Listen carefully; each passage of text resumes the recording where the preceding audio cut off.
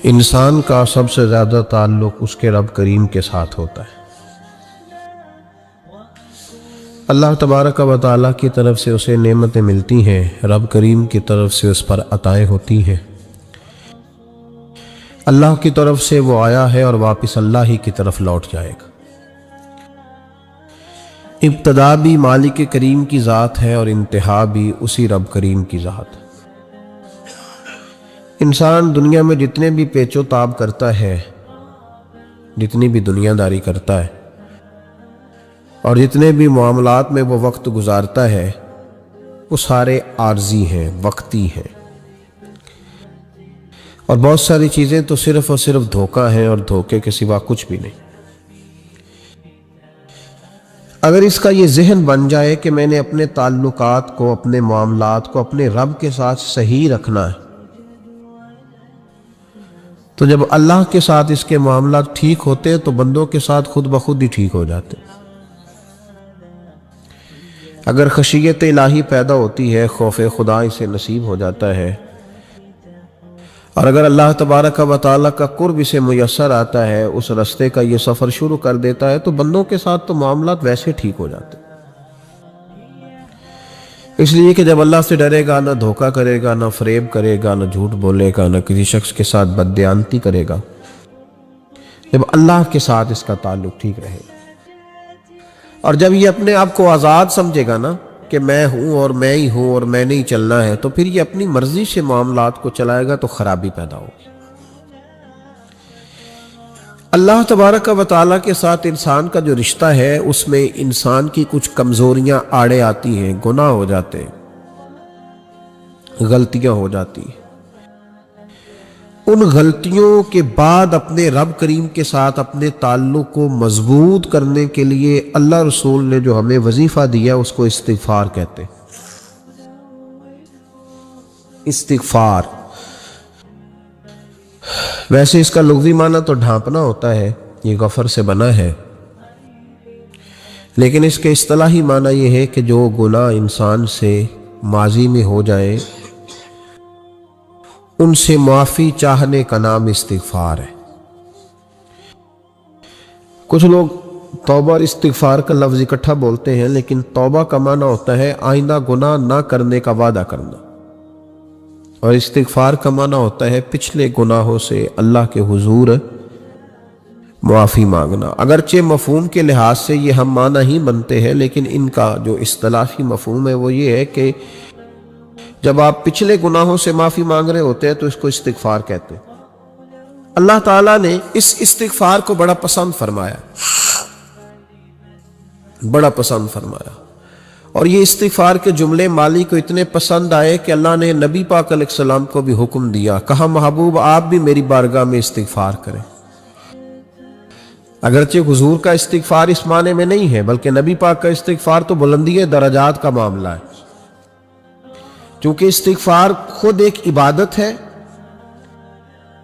تو یہ عبادت کرنے کا اللہ نے اپنے محبوب کو بھی ارشاد فرمایا۔ جب فتح مکہ ہوئی تو فرمایا اذا جاء نصر اللہ والفتح، جب اللہ کی مدد آئی تو پھر فتح نصیب ہوئی۔ وَرَأَيْتَ النَّاسَ يَدْخُلُونَ فِي دِينِ اللَّهِ أَفْوَاجًا، تو پھر آپ دیکھیں گے لوگوں کو، لوگ فوجوں کی فوجیں دین میں داخل ہو رہے۔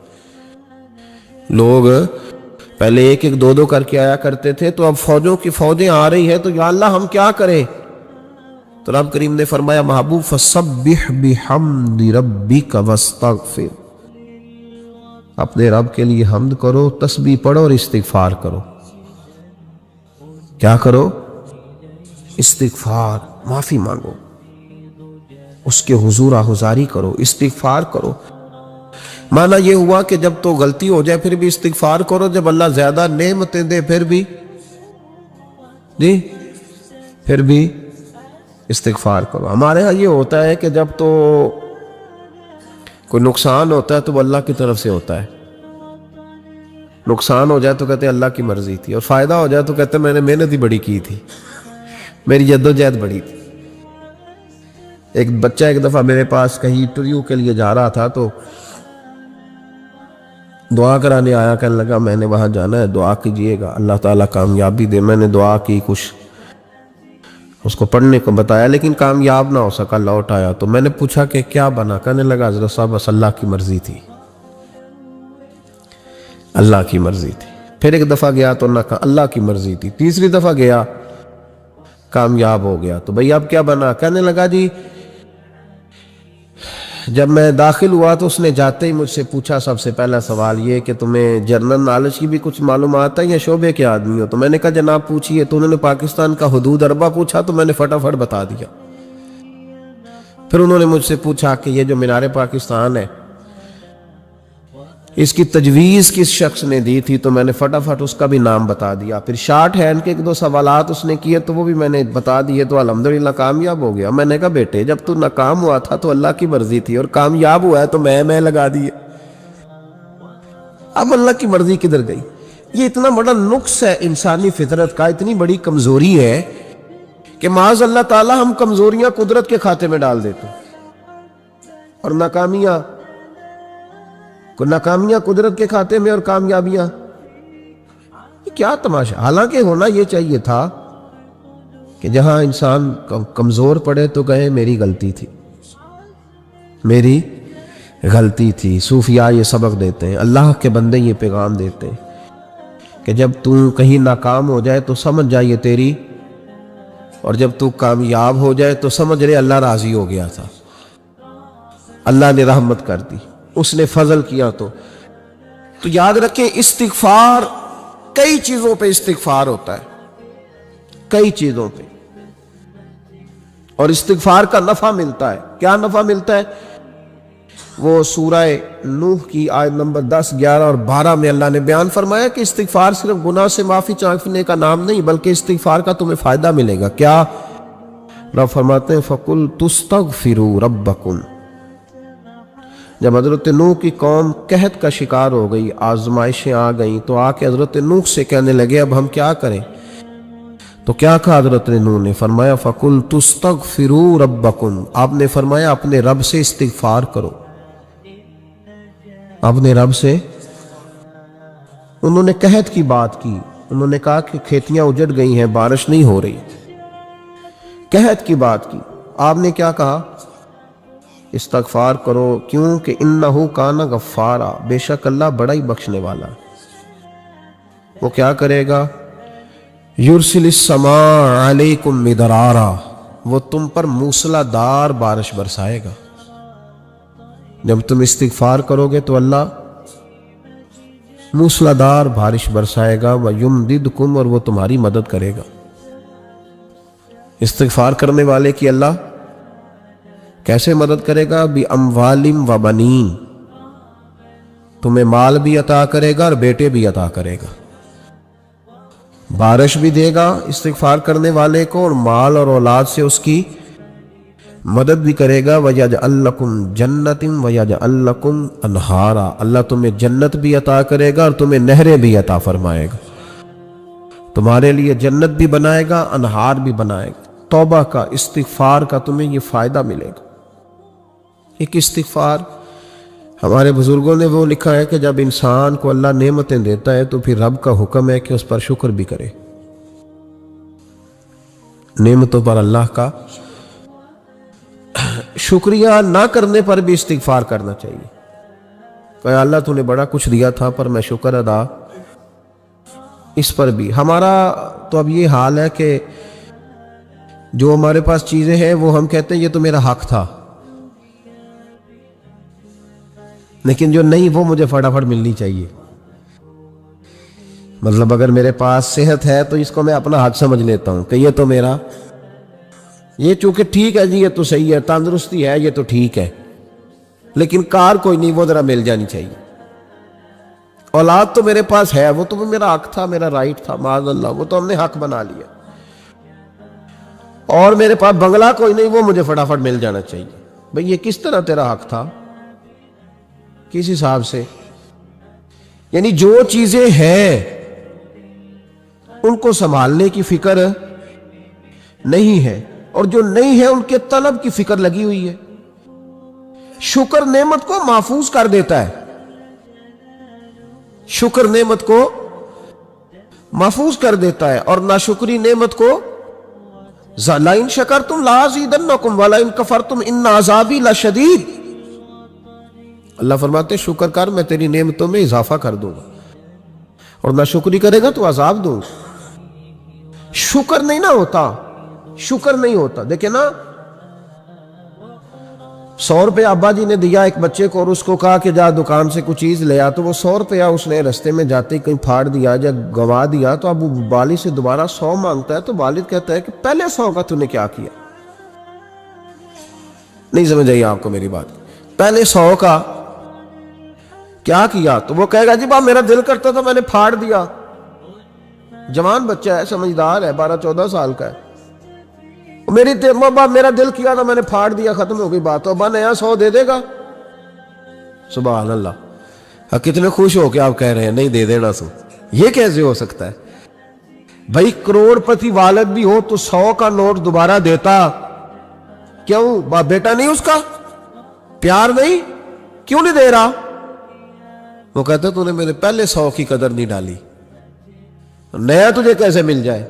تو نے خیال ہی نہیں کیا، تو نے جدوجہد ہی نہیں کی. تو نے حضرت مولا رومی نے مثال دی ہے.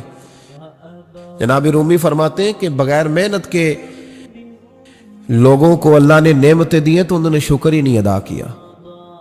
اندھے سے پوچھ آنکھ کی قدر کیا ہے، پوچھ اندھے سے،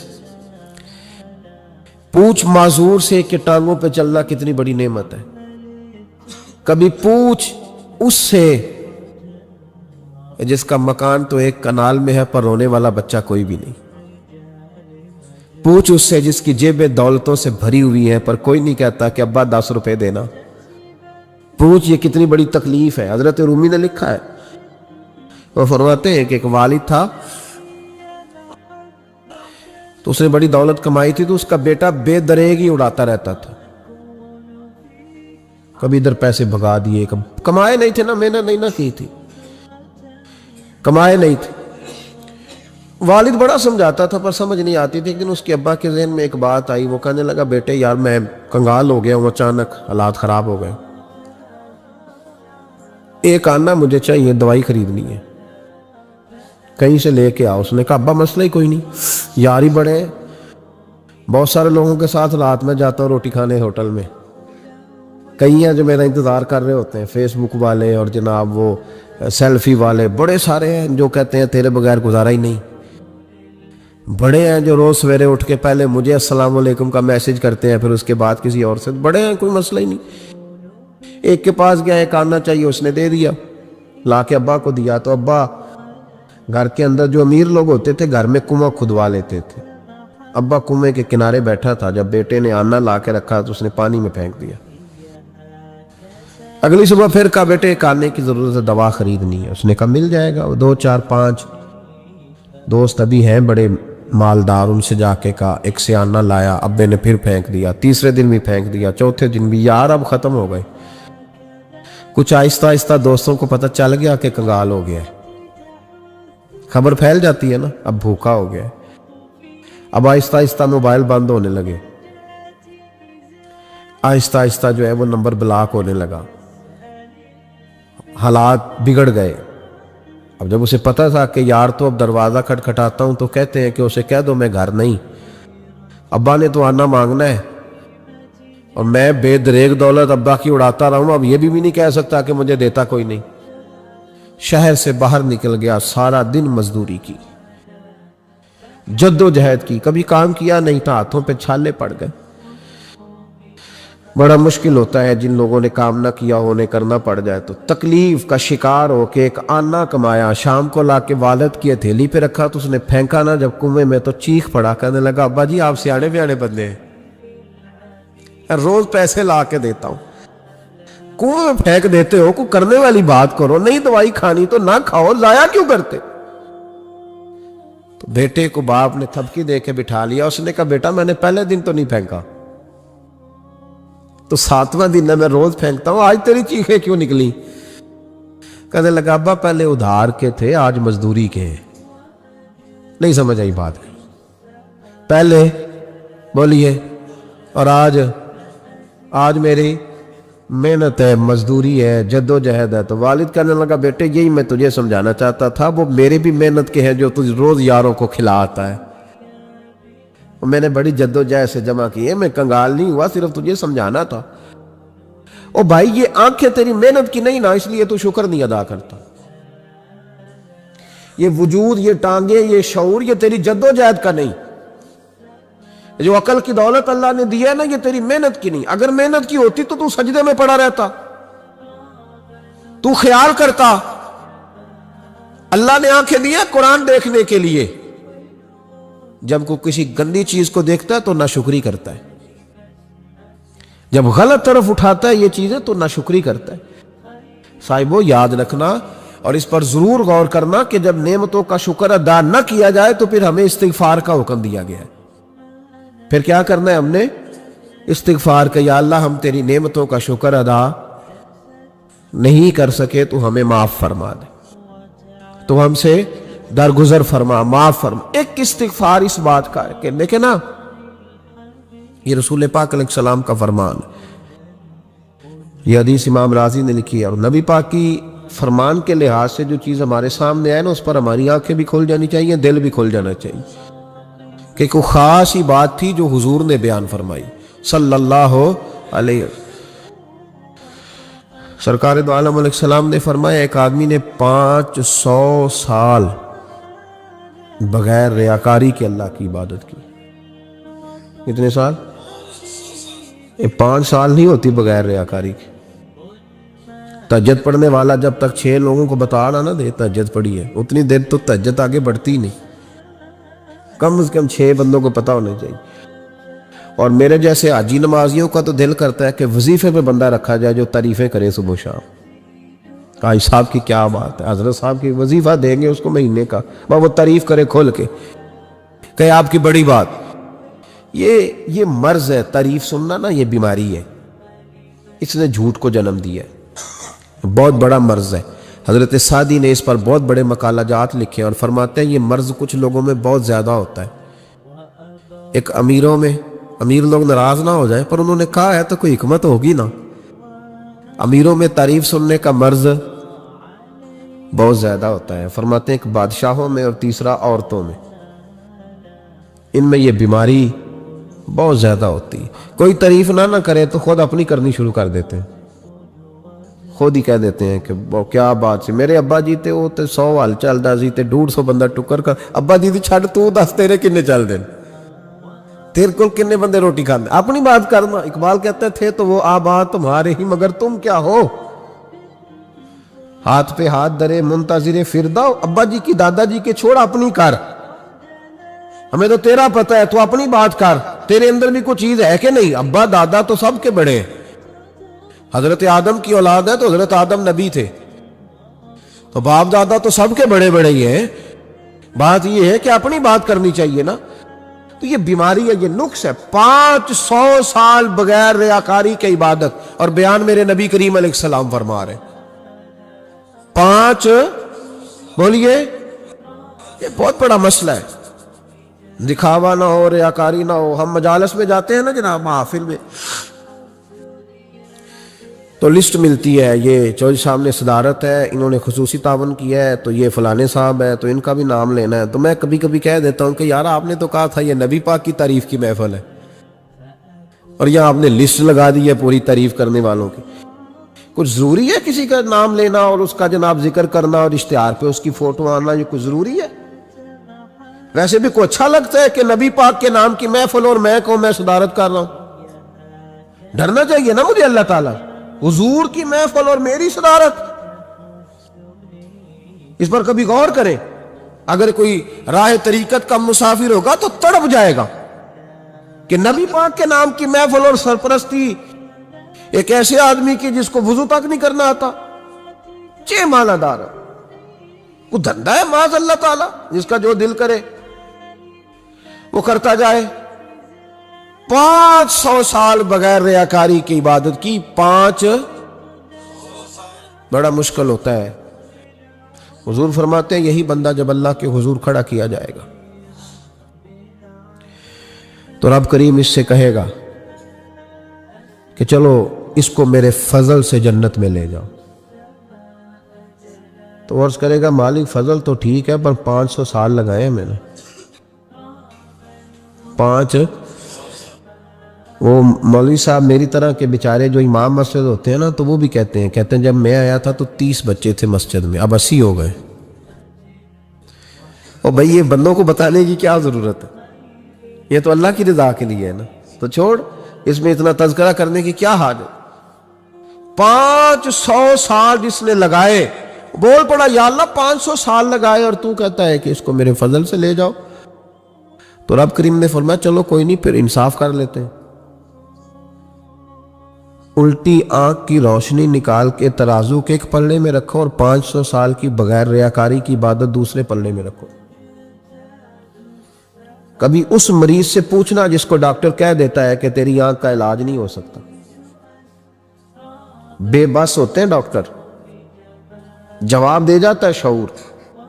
پوچھ کبھی اس شخص سے کو کہتے ہیں بس جناب اب آپ اپنی آنکھیں موجود ہونے کے باوجود آپ دیکھ نہیں سکتے، اتنی موٹی آنکھ لگی ہوئی ہے، لیکن روشنی اللہ چاہے تو دیتا ہے، نہ چاہے تو نہیں دیتا. ایک آنکھ کی روشنی ایک پلڑے میں رکھ لو اور دوسرے میں 500 سال کی عبادت رکھ دی. اللہ اکبر. تو رب کریم نے فرمایا اب تولو. جب تولی تو وہ عبادت تھوڑی تھی اور ایک نعمت زیادہ تھی. اللہ نے فرمایا یہ تو بھائی اس کو تو 500 سال دیے تھے، یہ تو ایک نعمت کا شکر نہیں ادا کر سکا، پکڑو اس کو دوزخ میں ڈالو.